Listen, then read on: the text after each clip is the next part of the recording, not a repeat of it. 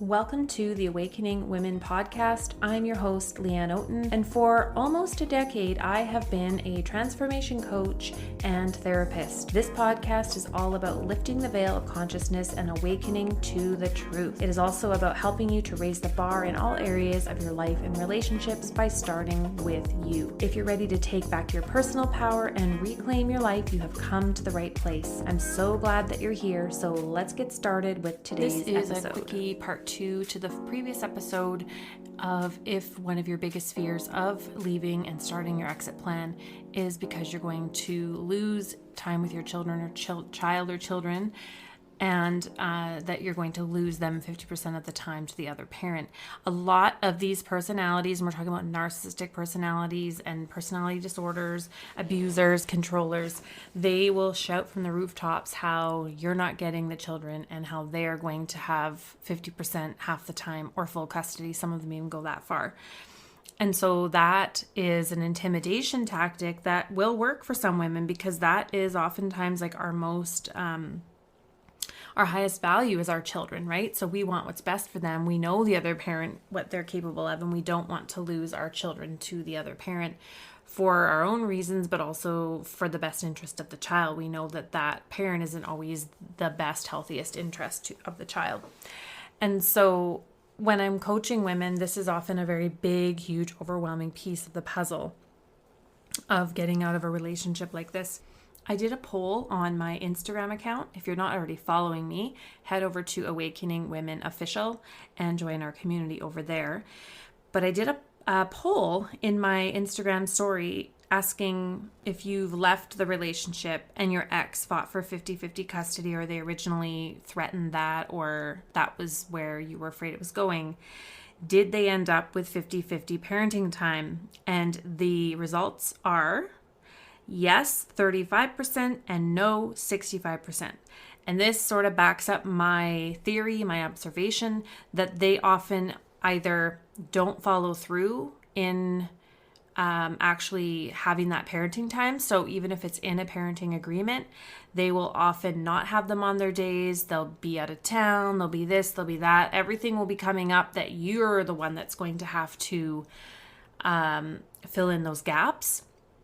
You're going to be the one, as you always have been, filling in the gaps. It's not going to change. So while they might start off by really being eager to have the kids for a little while, it often doesn't end up that way in the long term. So this poll sort of just backed it up, that 65% of those who took the poll said that the other parent did not end up with 50-50 parenting time. And so I followed up with, if they didn't end up with 50-50, why? And I gave 3 examples of what that might be. And what I've heard is they don't follow through on their days. That was 50%. They lost custody legally. So this might be that there was a legal process, they were dangerous, or they had other issues. And 42% of respondents said that that was true for them.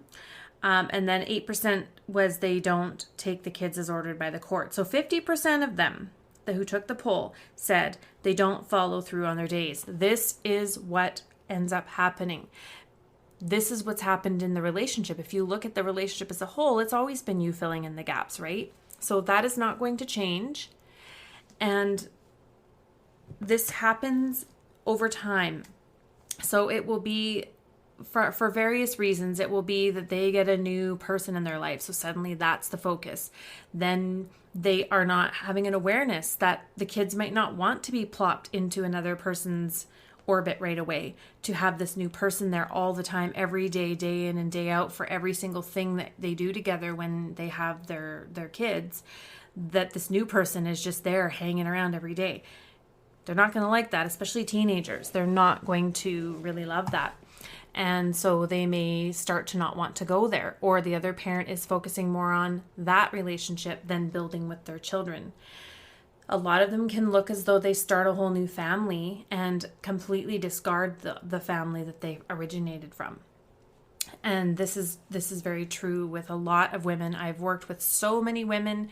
I have a community on Instagram, but also in our Facebook group for the podcast discussion group. We have over 1,000 women in there. So I've seen things over the years with that and my cohorts of women I run through my program, who take the program, who get support and coaching from me. So this is something that I've seen. Does this mean that every single one of them will not take the kids 50%? No, I'm sure there are exceptions. But as I've just shared with you, 65% of them don't end up following through, or they don't end up with that. So it's a matter of realizing that any number of things will happen on the other side if you leave, right? And some of it, yeah, it sucks. Some of it's a loss. Some of it is that you may lose time with them, or, there's loss involved in it for sure. But there's a lot more gained in it when you're outside of that unhealthy, dysfunctional dynamic, and your kids are out of that dynamic, and they start to feel, I like it more when I'm with mom, because when I'm at mom's house, things feel pretty predictable. I'm comfortable here. It feels like home. And the other house, not so much. So they start to not want to go there. They start to feel like it's not home, or that they're just kind of there hanging out or visiting. This can happen, and then they are not wanting to go, and then you're having to deal with that. So this goes back to the whole principle that I've shared here many times, and it's about you're it. No one's coming to save you. That you have to be prepared to take this on 100% yourself, mentally, physically, spiritually, emotionally, and financially. You're not going to have the assistance of the other parent to co-parent with you, because they counter-parent. They battle with you. They don't follow through. They make things difficult. They make their own rules as they go. They change the rules as they go. They twist the rules. They twist things. They go back on things that they say. The rules that they have for you are not the same rules they have for themselves, right? And the crazy making continues, and it drags on. And so you need to be in a place where you realize that if you are going to get any financial support on the other side for the kids when you leave, that's a icing on the cake, like, will be nice to have, because you can't count on that with these personalities. You can't count on it. You can count on trying to do this all on your own with very little actual support. Many of them don't follow through on their child support payments, even though it's legally binding, like they're supposed to be, that there's a legal expectation that they're providing for their children. Whether they have them or not, they have to pay. It's based on a scale. It's based differently everywhere, I think. But here in Canada, it's based on how much each parent has the children, as well as income. So those two things are factored in. But it's not uncommon. It's very common for them to think that the rules don't apply to them, and that it's just an absolute travesty and just a complete, this is silly that I have to pay this. This is ridiculous that I have to pay this. This is not something that I should have to pay. Even though there's legal calculations, government requirements, like you have to pay it if you are the person that is deemed the person that needs to pay the child support, whether it's mom or dad, whoever it is, higher income earner, and who has the most, those are both factored in.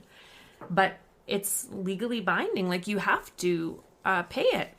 But a lot of them get away with not doing it for a long, long time, until things happen, like they lose their license or other things start to get factored in there. So you have to realize, if you leave, you have to have enough put together to be able to support yourself and your kids, knowing that it could take months or years to actually see any child support money. So don't count on that. Count on them trying to continue to financially control everything. If they've already been doing that, they're not going to stop now. And that puts a fire under you. And yes, I know it's overwhelming. I know that it is not easy to imagine taking on everything yourself. But if you take a look around you, you're already doing most of it to begin with. And you have the heavy weight of dealing with someone on top of it that is working against you at every turn. So it's kind of like letting go of a heavy weight that is holding you back. It's kind of like, get out of my way so I can do my job, because I'm going to have to do it anyways on my own. I'd rather do it without having to take care of an immature man that doesn't know how to clean up after himself, that makes mess everywhere, that argues with me about everything, that makes everything difficult, that's not fun to be around. Why would I want to do everything and have to deal with that on top of it? Like, what value are you bringing into my life? And so sometimes we can see it as like, maybe there's a few things that they do, maybe it's financial, maybe, it could be material things that you're afraid to lose or that you don't want to lose, for sure. But you have to look at things as a whole and ask yourself, like, what am I really losing here? Like, what am I really going to lose if I leave this relationship? And get honest with yourself. And if going back to the original topic here is that you're going to fear losing half time with your children, realize that in most cases, that doesn't end up actually becoming what happens. In fact, you're going to find that you have the kids the majority of the time, if not all the time anyways. And so there's lots of different things you need to consider when you're dealing with legal stuff, when you sit down with a legal professional to come up with certain agreements and things to protect yourself and ensure that you get what you deserve and what you're entitled to. There's a lot of things that you have to consider there, because lawyers they're not proactive for you. This is something that I've learned, and I've also seen with women in going through this, is that you have to have all your ducks in a row. You have to know what's up. They're not going to. And the whole family law system is messed up to begin with. It's totally broken. So you need to have everything sorted for yourself and clear in your own mind before you even step out that door. You need to have a plan. You need to have a strategy, and you need to know what it is that you're looking for when you're dealing with a legal assistant or a lawyer or whoever you're dealing with, so that you're asking the right questions, so that you're bringing up the right points, and that these things are all part of the negotiations, mediation process, legal process, because you're not dealing with a normal, healthy thinking person. You never were, and you certainly are not now, just because you are leaving or have left. So you need to have a plan and a strategy in place before you exit, especially when you have kids and you have assets and things like that need to be taken into account. You need a solid plan. Like, you need to have the ground sort of figured out underneath you, even if it's just for the first little while of getting out, like the first few months or something, right? You need to have a plan for your exit. And this is what we work on inside of my program. If you're wanting support and you're wanting encouragement along the way, and you're wanting a step-by-step process to actually put your plan together and then deal with the mental, emotional stuff that's coming up as you go through the process, because there's a lot, that is what we walk through in my program. It's to help you to get clarity that, yes, moving forward, leaving is the right decision, even if you have all the doubt and panic and anxiety. Realizing that you have to walk through it anyways despite that, but also having a clear path forward. A plan is going to help you to keep moving forward, so you don't get lost in the muck of the confusion and manipulation and everything that you're dealing with. So I just wanted to add this little addition to the previous episode, because I know this is such a big one for almost every woman I work with. The biggest thing and their biggest, highest value is their children, and losing time with their children. That is a huge fear and a huge sticking point for many women, and why they stay. And it's not a thing to take lightly. That's why the whole one size fits all, like, you got to just get out, that's not really taking into account the nuance, your particular circumstances, and what it is you need to actually put in place before leaving makes sense, and before it's safe, and before you have set out to be able to do this on your own. So there's a lot of things to consider. There are some things to plan. I don't believe in the run for your life in the middle of the night unless you are in physical danger and it has gotten to be a volatile, unsafe situation. Yes, get out, deal with the logistics later.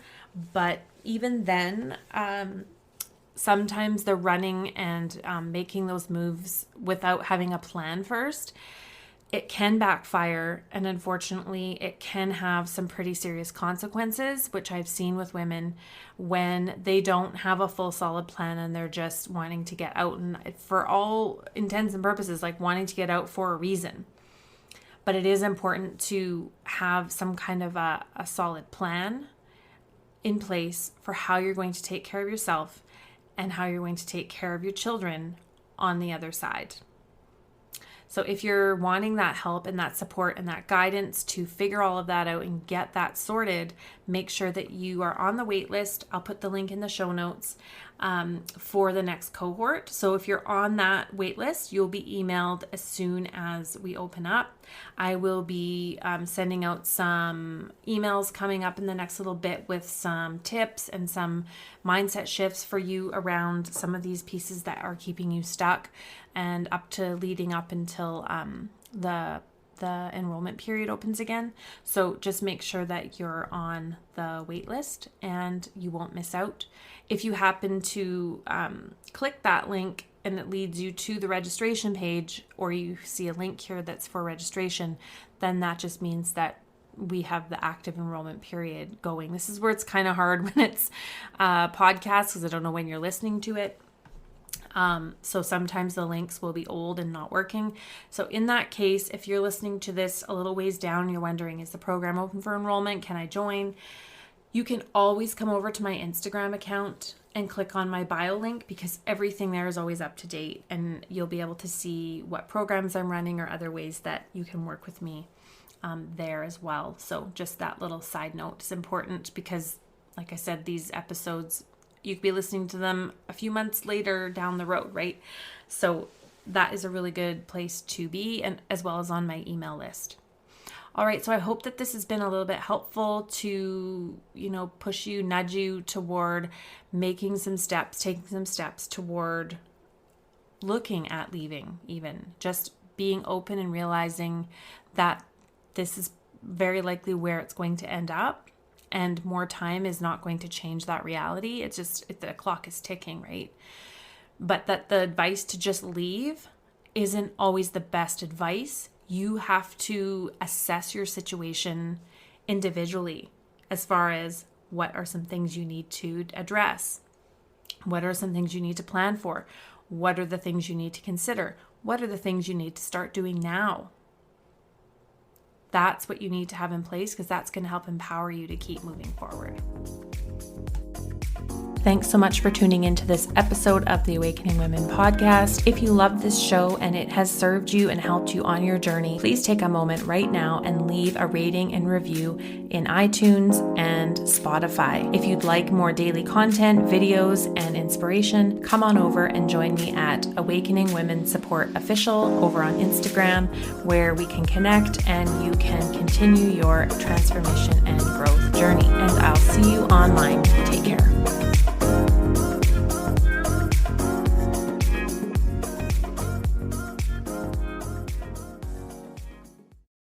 It's always the right time deal. Hey, want to go to Mickey D's for lunch? Ooh, let's go now. But it's not lunchtime yet. If we're going to McDonald's, it's always the right time. Yeah, it's hard to argue with that. There's a deal for every lunch hour at McDonald's. Now's the time to get 2 for $3.99. Mix and match a 4-piece McNuggets, a McDouble, a McChicken, or a hot and spicy McChicken. Price and participation may vary. Cannot be combined with any other offer. Single item at regular price.